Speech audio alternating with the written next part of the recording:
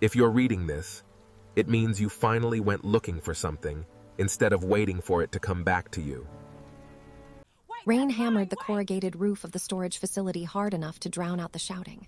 Thelma Wright shoved through a gate someone had forgotten to lock and ran straight toward Unit 214, where a man in a yellow vest was already wheeling a dolly out the door. "Wait, that's mine, wait." Her voice cracked against the wind. He didn't slow down. "Ma'am, we sent 3 notices. Payment 6 months late. Anything left in a defaulted unit gets cleared today. Company policy. I have the money right now. I just need." She clawed her phone out of a soaked coat pocket. The screen was smeared with rain, and her thumb kept missing the code. Behind him, 2 more workers were stacking boxes onto a flatbed truck. One box slipped and split open on the wet concrete. Folded sweaters, a chipped coffee mug, a shoebox that burst and scattered photographs across the asphalt like cards thrown from a losing hand. Thelma went down on her knees in the rain and started grabbing. "Ma'am, you need to step back from the truck." She wasn't listening. Her hands were moving faster than her thoughts, gathering photographs, a wristwatch, a single cufflink, anything that still smelled faintly of him even after 2 years, even after the rain had already started washing the smell away. Her phone buzzed once against her hip, a text from David flashing across the lock screen before the rain killed the touchscreen entirely. "Stop wasting money on that unit, Thelma. It's just stuff." She didn't answer it. She wasn't sure, kneeling in the wet asphalt with someone's whole forgotten life scattering around her, that she'd have known how to explain why it mattered, even to herself even then. That was when the envelope slid out from under a folded shirt. She knew the handwriting before she even picked it up. Block letters, slightly slanted to the left, the same hand that used to write grocery lists and leave them on the kitchen counter. Her husband's handwriting. Daniel's handwriting. She had not seen it in 2 years. The worker said something else about the truck leaving in 5 minutes. Thelma didn't hear a word of it. She tore the envelope open right there in the rain, and the first line nearly knocked the breath out of her. If you're reading this, it means you finally went looking for something instead of waiting for it to come back to you. Her hands were shaking too hard to keep reading. She pressed the letter against her chest, closed her eyes, and let the rain do what it wanted for a second. Then she opened them again and kept reading. 20 minutes later, she was sitting in her car outside the facility, engine running, heater blasting, soaked through to her skin, reading the letter for the 3rd time because the first 2 times she hadn't been able to get past the second paragraph without her vision blurring. Daniel had written it 8 months before the accident. He must have known, somehow, that he wouldn't get the chance to say any of this out loud. The letter didn't read like a man saying goodbye. It read like a man giving instructions, the same way he used to leave notes about which bills needed paying first. "Don't you dare spend the next 30 years guarding a museum for me," he'd written. "I don't want a shrine. I want you to live so loudly that people forget to feel sorry for you. And if somewhere down the line that means loving somebody else, really loving them, not just tolerating them, then you do that too. You have my full and enthusiastic permission, not that you need it." Thelma laughed once, a short, broken sound, because it was such a Daniel thing to write, equal parts tender and irreverent, like he couldn't even let his own death stay solemn for more than 2 sentences. The letter ended with an address, not a metaphorical one. An actual address in Seoul, South Korea, for a charitable foundation Daniel had spent the last year of his life quietly trying to partner with. A children's medical fund he'd never told her the full details about, because he liked surprising her with finished things, not half-built ones. He'd written one more line below the address. "Finish what I started, then start something of your own." If you've ever found something that belonged to someone you lost, a letter, a voicemail you never deleted, a voice you can still hear clearer than people standing in front of you, you already know what it does to a person. It doesn't close a door. It kicks one wide open. Stick with me through this one. I promise you it's worth seeing where it goes. Her sister Hannah Wright took the news the way Hannah took most news, which was loudly and with a glass of wine already in hand. "He told you to date other people." From beyond the grave, in writing. Hannah set the glass down without drinking from it, which for her was the equivalent of a moment of silence. Okay, wow. That's either the most romantic thing I've ever heard or deeply unfair, because how do you even argue with a dead man's wishes? I'm not trying to argue with anything. I'm trying to figure out what this address even is. You said Children's Medical Fund. In Seoul. He never told me about it, not once. Hannah leaned forward, already reaching for her phone before Thelma had finished the sentence.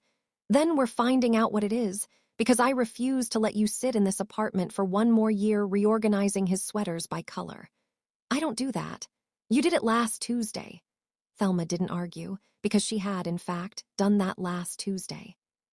What the search turned up was simple enough on the surface: a foundation based in Seoul, partnered loosely with a company called Kim Global, focused on funding pediatric care in underserved districts. Daniel's name appeared exactly once, buried in a quarterly donor report from 14 months ago, listed as a prospective partner, currently in discussion. Currently, as if he were still in the room negotiating it. "You're going to go," Hannah said. It wasn't a question. "I don't even speak Korean." "You don't need to speak Korean to hand someone a check and ask what your husband was trying to finish." That should have been the end of the conversation. It would have been if David hadn't called 20 minutes later. David Reynolds had been Daniel's older brother by 3 years and had spent every one of those years acting like it gave him final say over everything Daniel ever touched, including, apparently, his widow's calendar. "You're doing what?" His voice came through the speaker flat and a little too controlled, the way it got right before it stopped being controlled. "Thelma, he's gone. You don't owe some foundation in Seoul anything. You don't even know what he agreed to." "That's the point, David. I don't know. I want to. What you want is to go chase a ghost halfway around the world instead of finishing probate like a normal person." "I am finishing probate. This isn't." "He's been dead 2 years, Thelma." There was a pause on the line. The kind that told her he regretted saying it the second it left his mouth, but not enough to take it back. "I'm not trying to be cruel. I'm trying to keep something of him intact. You go flying off to Korea chasing some charity he never even told either of us about, and what's left of him here, in this house, in this family. I'm not erasing him, David. You sure about that?" She hung up before she said something she'd regret, mostly because some small, ugly part of her understood exactly why he was afraid. If she let go of the guilt, even a little, it would mean Daniel really was gone. And David wasn't ready to admit that any more than she had been, until 20 minutes in the rain changed that for her without asking permission. She booked the flight that night anyway. Incheon Airport at 6 in the morning was bright in a way that made jet lag worse, all white tile and announcement chimes in 3 languages. Thelma had been awake for 19 hours and was holding a paper coffee cup like it was the only thing keeping her upright when a stranger's suitcase clipped the back of her ankle hard enough to make her stumble into a pillar. "Sorry, I'm so sorry. Are you all right?"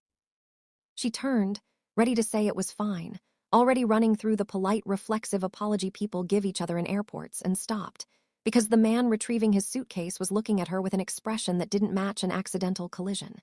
He looked like he recognized something. Not her face. Something else.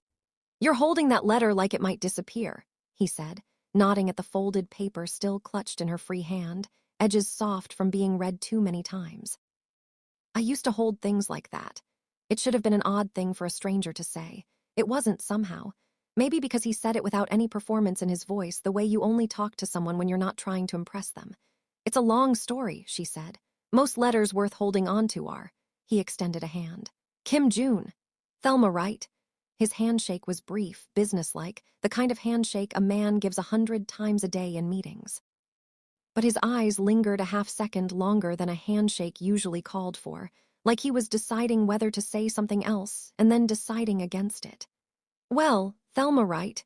he said instead, picking his suitcase back up. "I hope wherever that letter is taking you, it's somewhere good."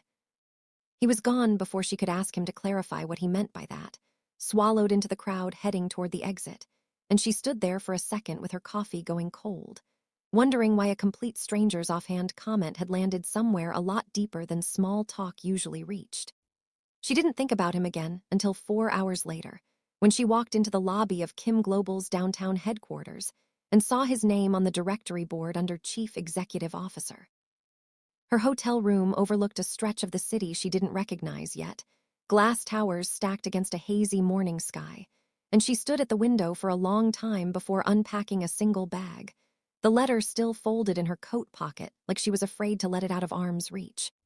The luxury of the room felt wrong somehow, too clean, too quiet, the kind of quiet that made every thought louder than it needed to be. She sat on the edge of the enormous bed and called Hannah, mostly because the silence had started pressing in on her in a way she didn't have a name for yet. "You landed," Hannah said, skipping hello entirely. "How is it?"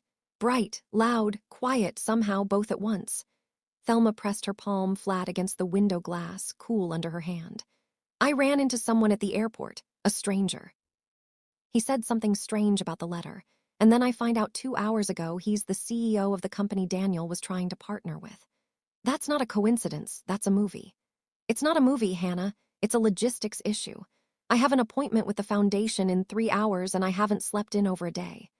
Then sleep for 2 of those hours and worry about logistics later, Hannah said, in the particular tone she used when she'd decided the conversation was over whether Thelma agreed or not. And call me after. I want details, all of them. Thelma didn't sleep. She lay on top of the comforter fully dressed, staring at the ceiling, running her thumb along the edge of Daniel's letter until the paper had gone soft at the corners, and arrived at the foundation 3 hours later more tired than when she'd left the airport, though somehow steadier too, like the exhaustion had burned off everything except the part of her that actually wanted to be there. The foundation office wasn't where she expected, tucked 2 floors below the executive suites, decorated less like a charity and more like a quiet memorial that happened to also process paperwork. A photograph hung behind the front desk. A young woman, maybe late 20s, laughing at something outside the frame, her face soft with an expression Thelma recognized instantly because she'd worn it herself once, a long time ago, before grief rearranged everything underneath it. That's Yoon Hee, said the woman at the desk, following her gaze. Mr. Kim's late fiancée. The foundation is named for her technically, though you won't find that written anywhere obvious. He doesn't like making it about himself. How long ago? 6 years this spring.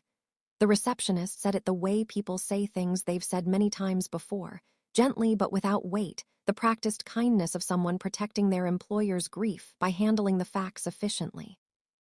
Are you the donor inquiry from the States? Mr. Kim asked to be informed personally when you arrived.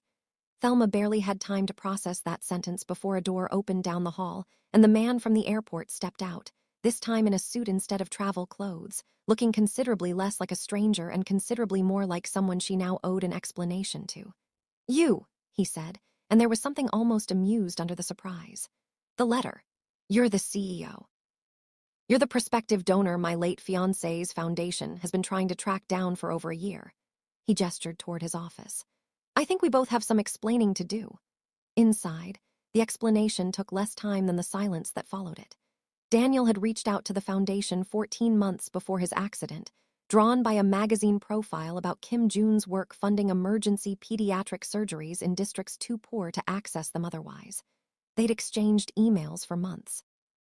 A partnership had been close to finalized funding structure, even a proposed wing of a regional hospital that would carry both their names, when the emails simply stopped. I didn't know why, Kim Joon admitted. I assumed he'd lost interest or his company pulled the funding. I didn't think to ask if something had happened to him. He died on a Tuesday, Thelma said. It was raining. He was driving home from a meeting that ran long and a truck didn't stop in time.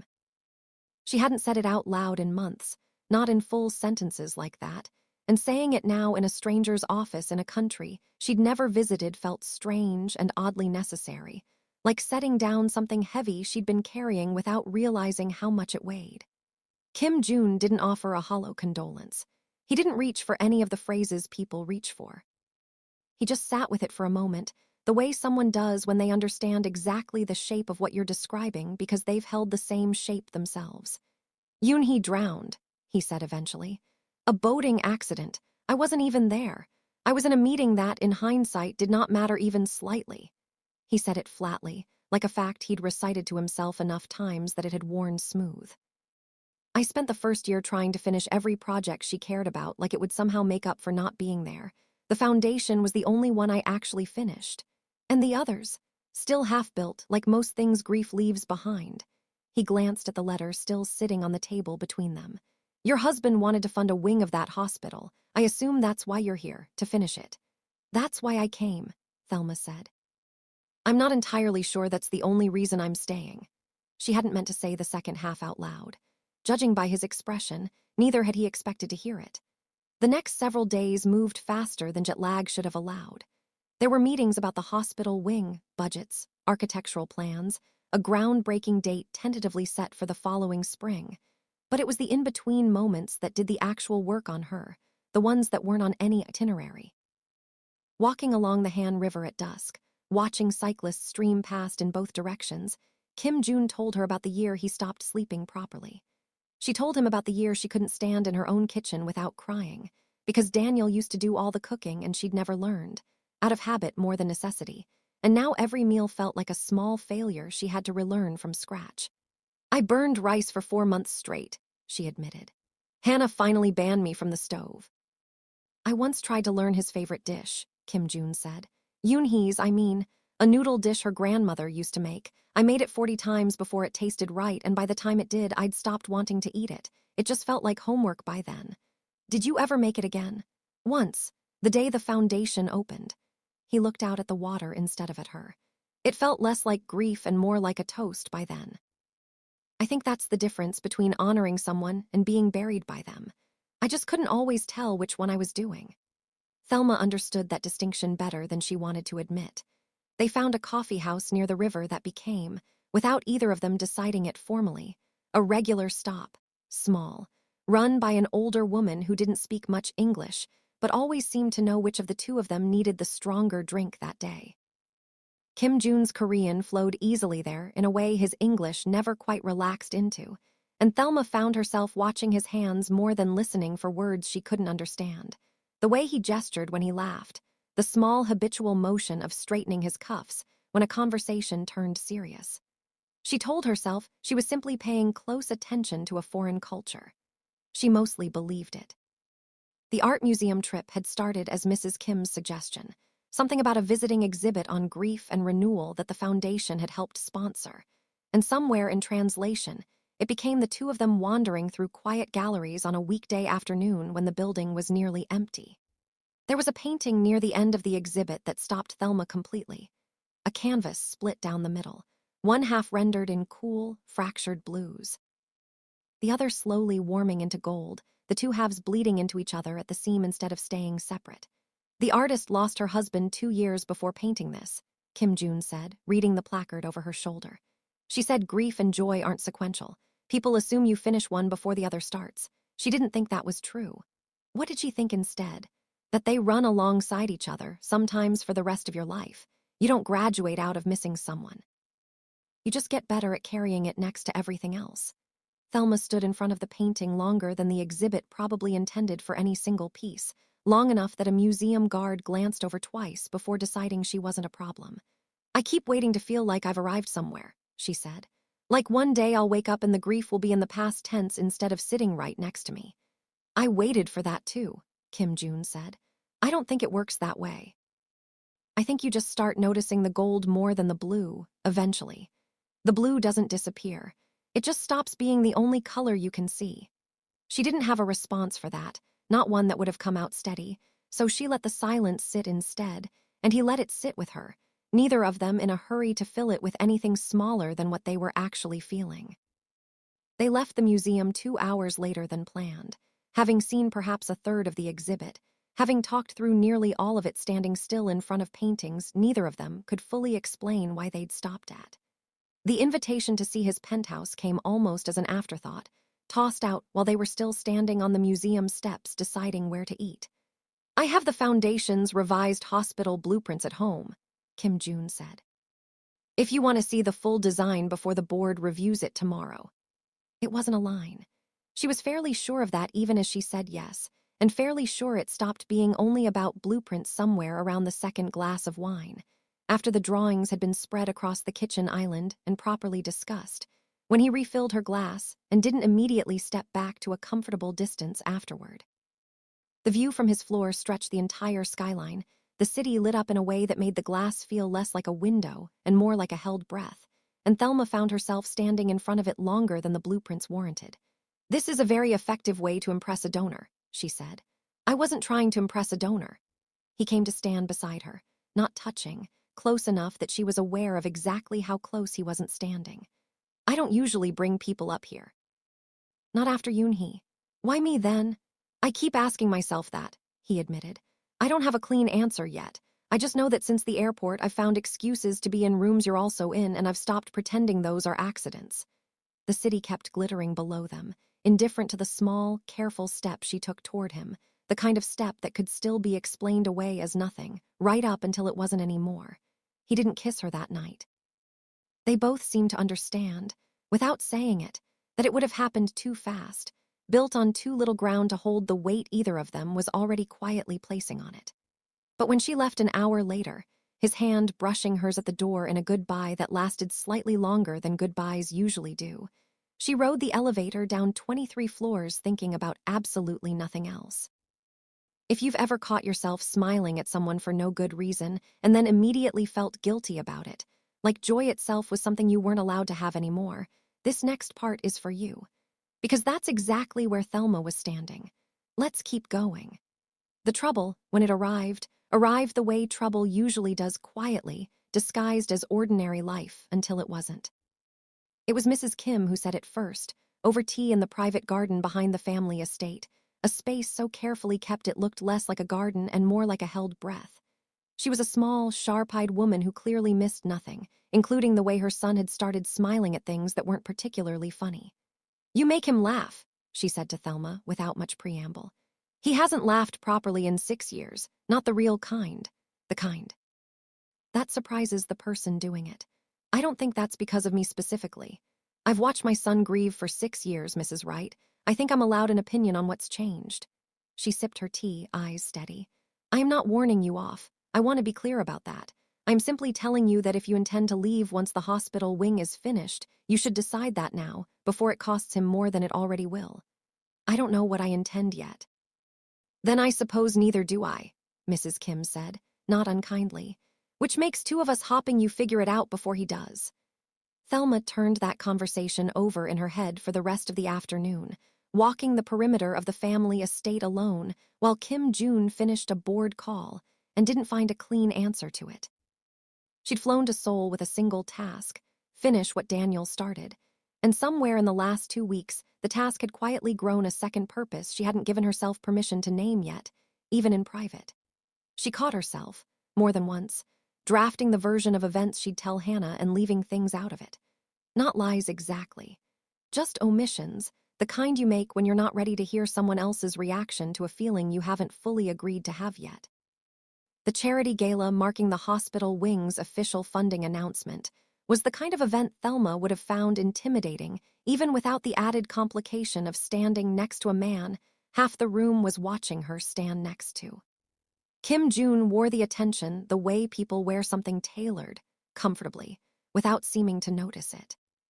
Thelma wore her unease less gracefully, tugging at sleeves that didn't need adjusting, until he leaned down during a lull in the program and murmured, "You look like you're bracing for an earthquake. I feel like I'm at someone else's wedding. You're at the launch of a hospital wing named for two people who never met each other," he said. "I'd argue that's stranger than a wedding." It was the first time either of them had said it that plainly, that this project existed because of two losses occupying the same room, neither one canceling the other out. Something about hearing it spoken aloud, instead of carried around silently, made the weight of it shift slightly, like a box finally set down after being held too long. Later, on the museum terrace where the after-party had spilled outside under string lights, Kim Joon asked her to dance to music that wasn't really meant for dancing, more background hum than melody, and she said yes before she'd fully decided to. "This is a terrible idea," she said, her hand settling into his. "Which part? All of it, any of it?" She laughed, a real one, the kind that came from somewhere she hadn't used in 2 years. "I came here to fund a hospital wing in my dead husband's name.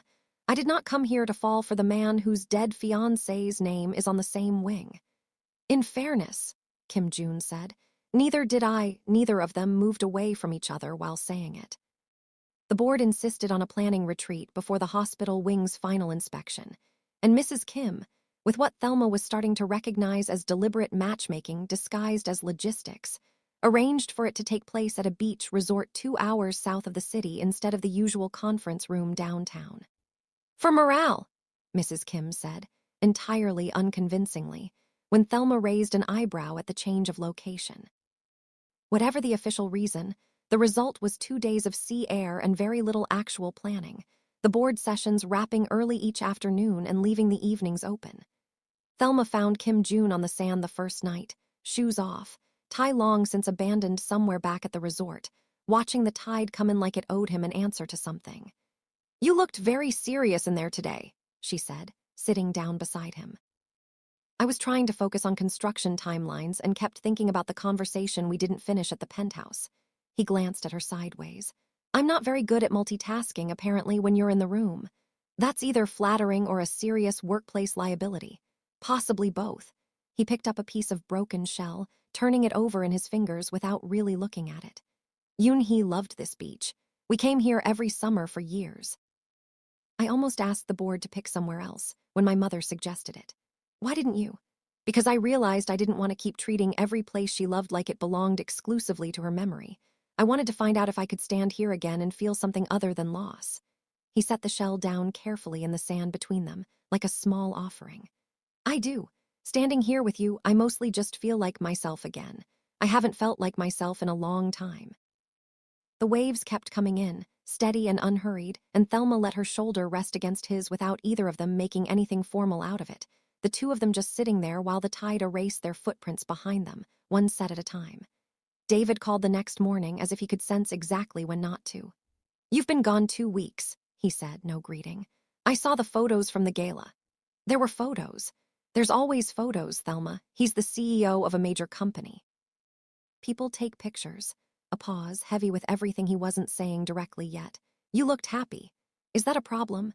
It's fast, it's 2 years and it's fast, and I think you know that." "Daniel told me to live, David. He wrote it down. I have it in his own handwriting." "He also told you to finish the hospital project," David shot back. "Not fall in love with the man running it. There's a difference between honoring his wish and using it as permission for whatever you want."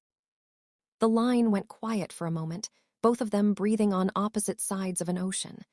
"I'm not using anything," Thelma said finally. "I'm trying to figure out how to keep living without it feeling like a betrayal every single time something good happens to me. If you have a better way to do that, I'd genuinely like to hear it." David didn't have one. He hung up instead. The trip to the traditional village outside the city had been Mrs. Kim's idea, framed as a cultural excursion for the visiting donor, though everyone involved understood it as something closer to an introduction. A slow, deliberate folding of Thelma into a part of Kim Joon's life that existed outside boardrooms and galas.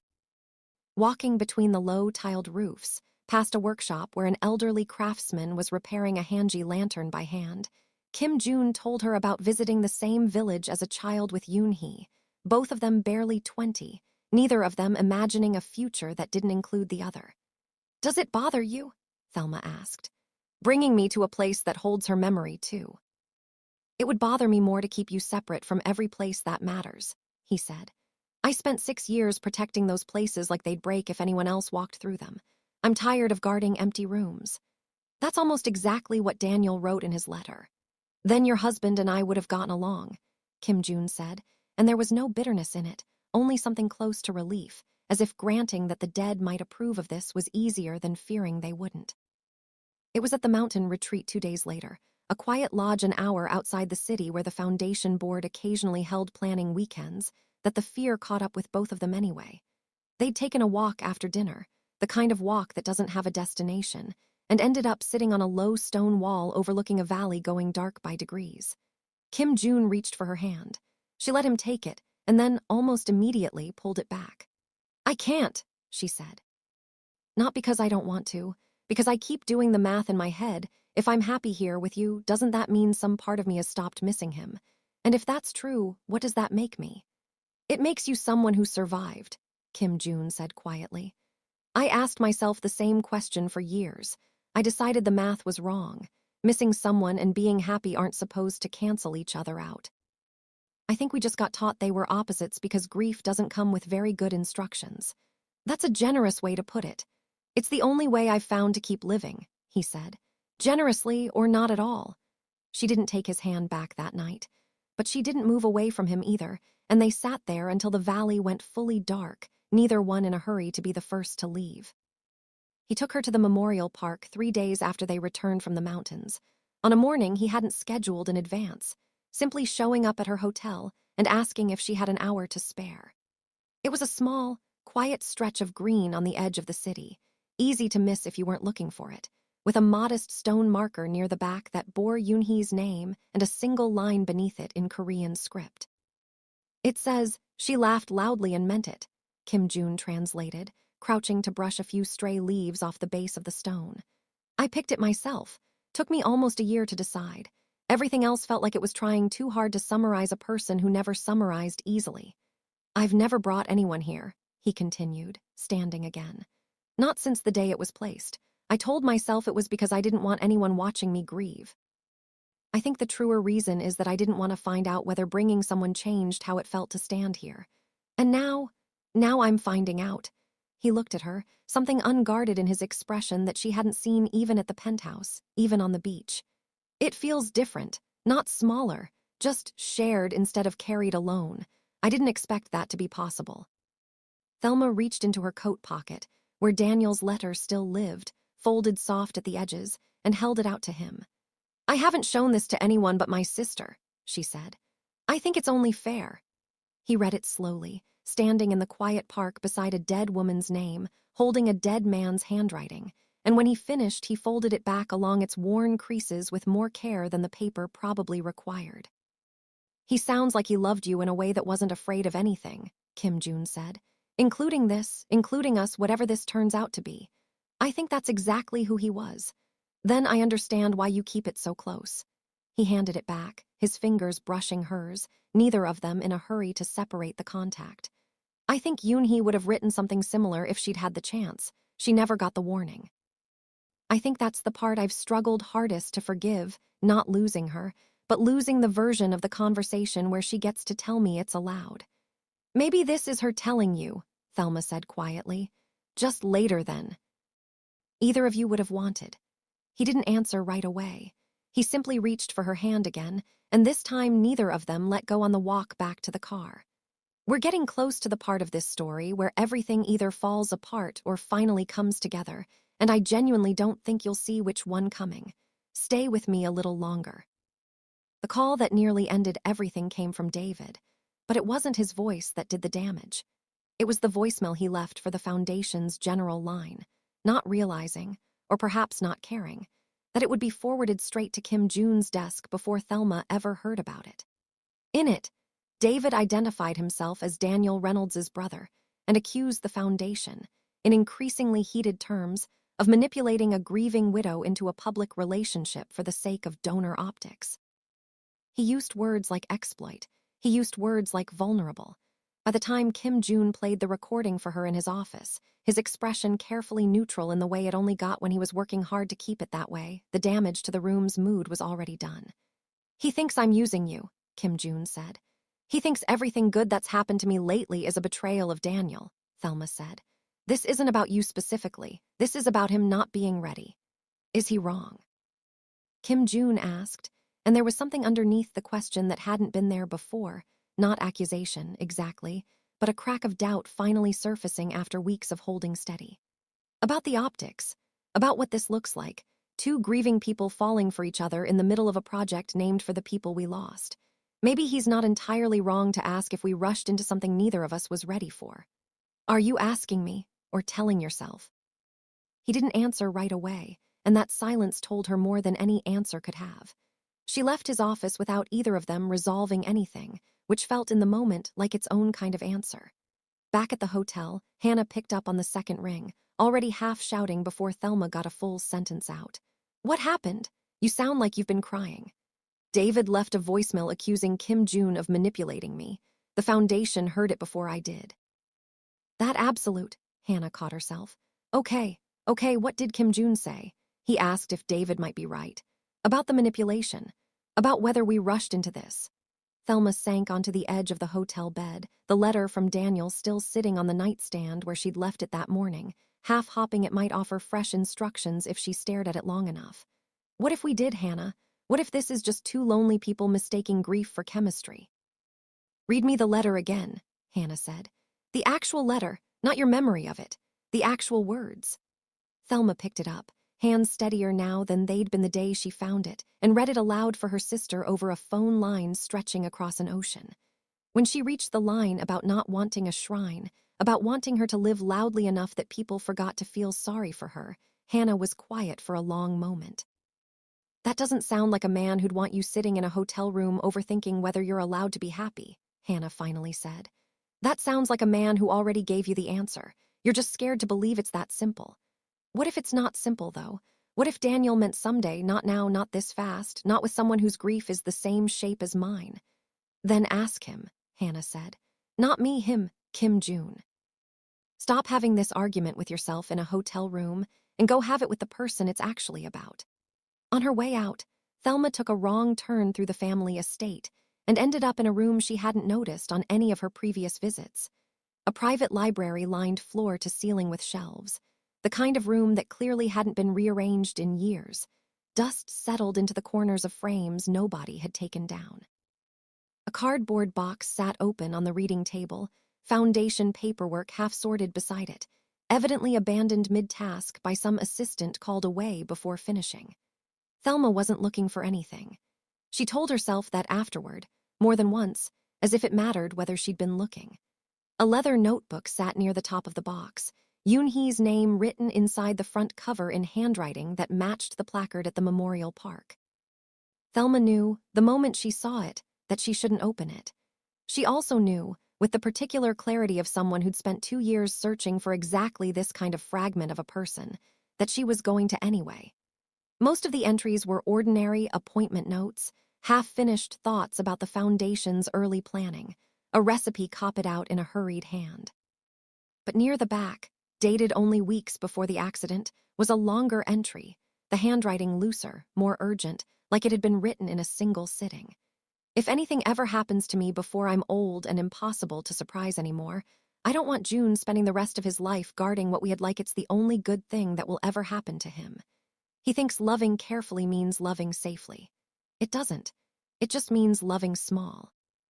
I'd rather he loved badly and loudly again than perfectly and alone. Someone should tell him that, if I'm not around to. Thelma read it twice, sitting on the floor of a library that wasn't hers, in a country she'd arrived in 2 weeks ago holding a different letter that said almost exactly the same thing in different handwriting. She closed the notebook carefully, the way you close something you understand you were never meant to find on your own, and went looking for Kim Joon with it still in her hands. She found him exactly where she expected to, in the foundation office downstairs, long after the rest of the building had emptied out, standing in front of Yoonhee's photograph the way he probably had 100 times before in moments of doubt, looking for some kind of permission in a face that could no longer give it. I'm not asking her if it's okay, he said, without turning around, somehow already aware she was there. I used to do that, stand here and ask.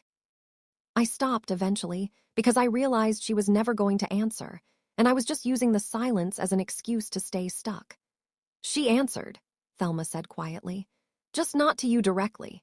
He turned then, frowning slightly, and she held out the notebook without further explanation, watching his expression change as he recognized it, then change again as he found the page she'd marked with her thumb. He read it standing exactly where he was, and by the time he finished, his hand wasn't entirely steady. I didn't know this existed, he said. 6 years, and I never knew she wrote this. I don't think she meant for you to find it before you were ready to believe it on your own, Thelma said. But I think you're ready now. I think maybe that's why I found it tonight instead of any other night. He read the entry again, slower this time, and when he finally looked up, something in his posture had loosened that she hadn't realized was still being held so tightly. What are you doing now, then? Trying to remember what I actually want, instead of what I'm afraid people will think I want. He turned to face her.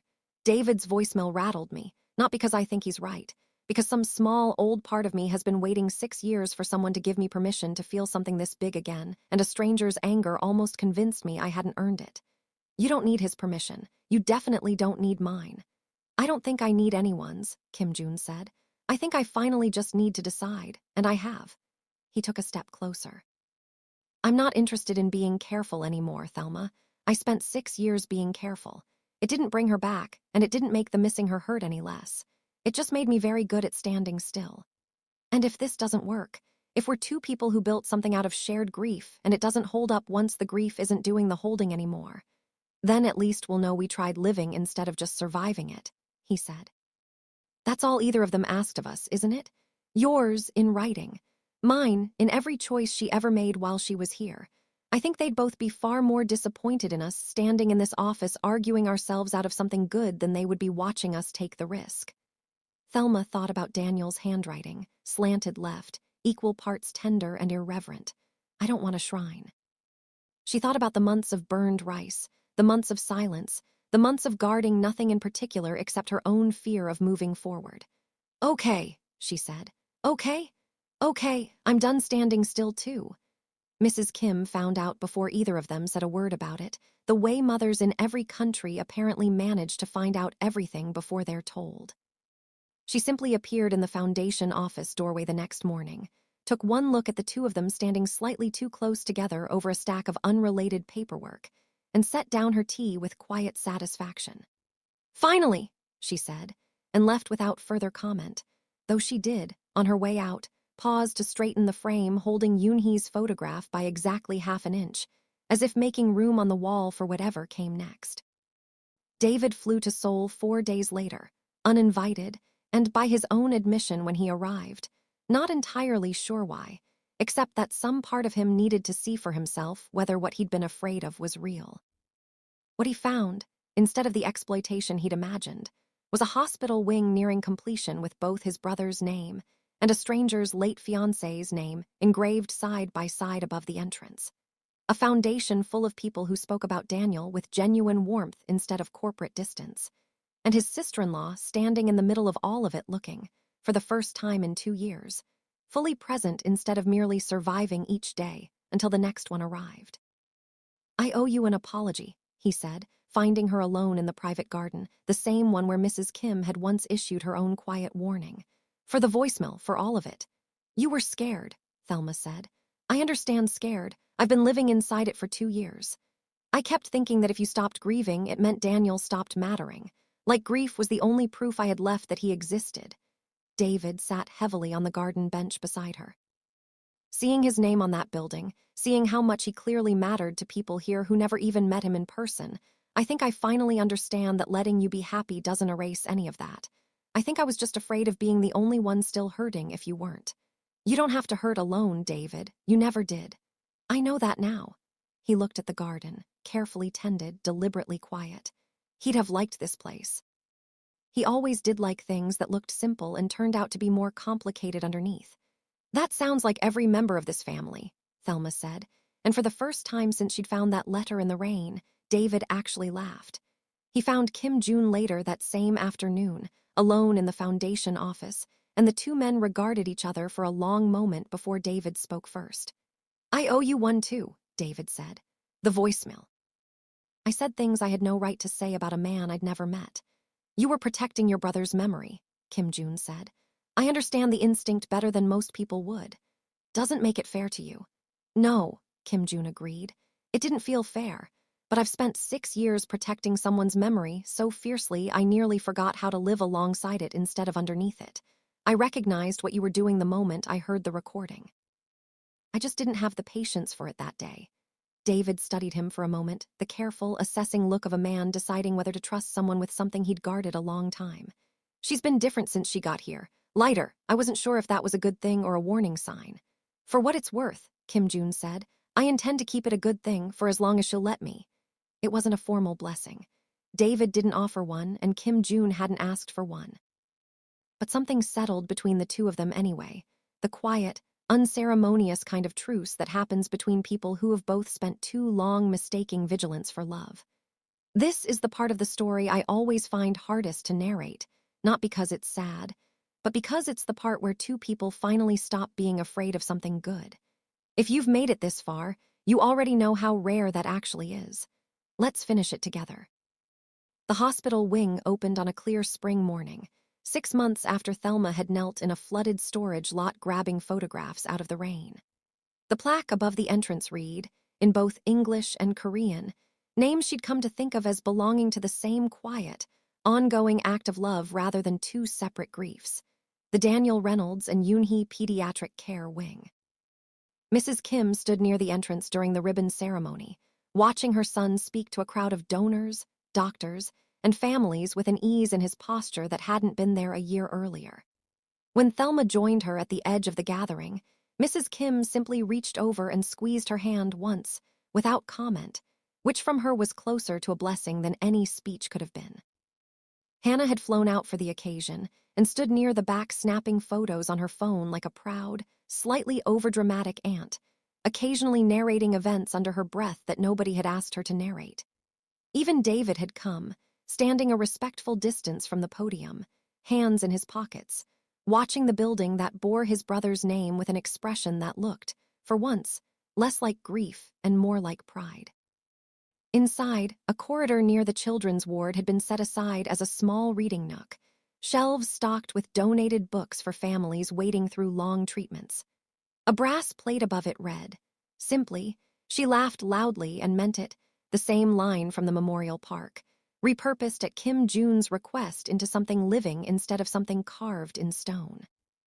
Thelma stood in front of it for a long moment during the tour, understanding exactly why he'd chosen to put it there instead of leaving it only behind glass. A young girl, maybe 7, tugged her mother toward the nook moments later and pulled a book off the shelf before either of them had finished reading the plaque, already laughing at something on the cover. Kim Joon, watching from a few steps away, didn't say anything about it. He didn't need to. The point had made itself. It was at the small private garden behind the estate, later that evening, after the formal event had wound down into quieter conversation over tea, that Kim Joon found Thelma standing near the same stone wall where she'd once pulled her hand away from his. He didn't say anything elaborate. He simply offered his hand again, the same way he had that night at the mountain retreat, and this time she didn't hesitate before taking it.